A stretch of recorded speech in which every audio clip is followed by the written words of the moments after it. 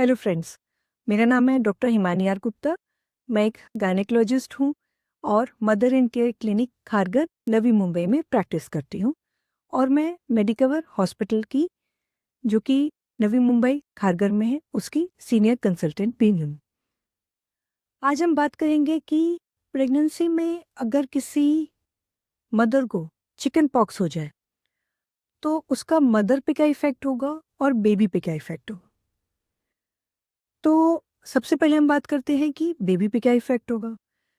Baby पे जब हम इफ़ेक्ट की बात करते हैं तो हम उसको वीक्स में डिवाइड करेंगे और तब हम देखेंगे कि कितने से कितने वीक के बीच में बच्चे पे क्या असर होता है और कितने से कितने वीक के बीच में बच्चे पे क्या असर होता है। अगर मदर को chicken pox 13 weeks of gestation 13वें हफ्ते से पहले हो रहा है तो ये एक ऑल और नन फिनोमेना के जैसे काम करता है। मतलब या तो फीटस के ऊपर इतना बुरा असर होगा कि स्पॉन्टेनियस मिसकैरेज हो सकता है, मिस्ड अबॉर्शन हो सकता है, और अगर इस तरह की बात नहीं हुई तो फिर फीटस को कुछ नहीं होगा और सब चीज़ें आगे स्मूथली चलेंगी। लेकिन इसका मतलब ये नहीं है कि हम आगे आने वाले जो सोनोग्राफीज़ हैं, एनोमली स्कैन्स हैं, उसमें हम कहीं पर भी ढिलाई बरतेंगे। उसको हमें मॉनिटर तो करना ही है। 13 हफ्ते से 20वें हफ्ते के बीच में अगर मदर को चिकन पॉक्स होता है तो बच्चे के अंदर कंजेनाइटल रूबेल, तो मदर के अंदर कंजेनाइटल वेरिसेला सिंड्रोम देखा जाता है। ये जो कंजेनाइटल वेरिसेला सिंड्रोम है उसका असर जो फीटस बन रहा है उसकी आइज पे भी होगा, उसके ब्रेन्स पे भी होगा और उसके लिम्स पर भी होगा। तो यहाँ पर एक बहुत डिफ़िकल्ट कॉल लेना पड़ता है कि इस प्रेगनेंसी के बारे में क्या करना है, जो कि आप अपने गायनेकोलॉजिस्ट से मिलकर डिसाइड कर सकते हैं। अगर प्रेगनेंसी की ड्यूरेशन 20 हफ्ता या उससे ज़्यादा हो गई है तब फिर फीटस के ऊपर कोई इफ़ेक्ट होगा, ऐसे केसेस रिपोर्टेड नहीं है। अगर प्रेगनेंसी लास्ट ट्राइमेस्टर में है और चिकन पॉक्स हो जाता है मदर को, तो ये बिल्कुल भी इंडिकेशन नहीं है कि हम डिलीवरी करने के लिए जल्दी करें। इसलिए क्योंकि चिकन पॉक्स जो है एक वायरल इन्फेक्शन है, सेल्फ लिमिटिंग है और एंटीवायरल थेरेपी ज़रूर दी जाती है। हॉस्पिटल में एडमिशन, आइसोलेशन वार्ड में रखना, ये सब ज़रूर किया जाता है।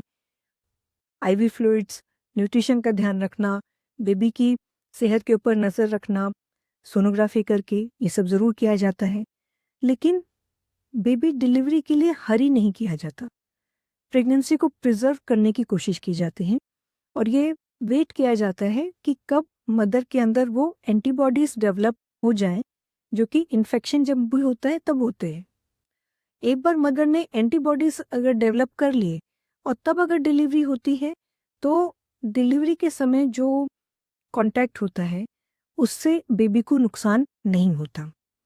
लेकिन अगर हमने डिलीवरी करने में जल्दी दिखाई और मदर अभी एक्टिव फेज़ में है, या अगर मदर एक्टिव फेज़ में है चिकन पॉक्स के और नॉर्मल डिलीवरी का प्रोसेस स्टार्ट हो गया, क्योंकि उसको तो कोई नहीं रोक सकता, तब जैसे ही बेबी डिलीवर होगा तो उसको पीडियाट्रिशियंस वेरिसेला इन्फेक्शन के अगेंस्ट में जो स्पेसिफिक इम्यूनोग्लोबुलिन्स, जो कि प्रोटेक्टिव एंटीबॉडीज़ होती हैं, वो आईवी के थ्रू देते हैं ताकि बच्चे को वो चिकन पॉक्स का इन्फेक्शन ना हो जाए।